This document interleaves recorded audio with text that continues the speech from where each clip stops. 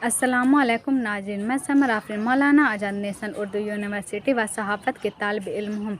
मेरा तारीफ़ गया ज़िला रियासत बिहार से है। जैसा कि आप लोग हमें देख रहे हैं कि मैं इस वक्त कुरमत्थु गांव में मौजूद हूँ और मौसम के हवाले से मैं कुछ बताने जा रही हूँ।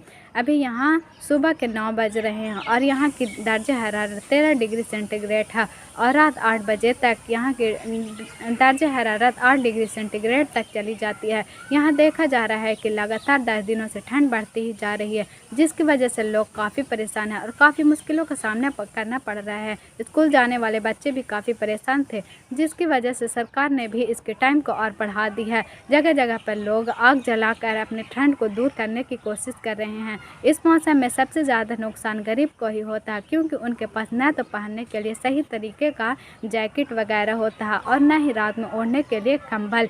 इसलिए हम लोगों को भी चाहिए कि गरीबों की जितनी हो सके मदद कर सके और यह बात सरकार तक भी पहुंचाएं। उम्मीद करते हैं कि हमारी बात आपको अच्छी लगी होगी। अस्सलामुअलैकुम।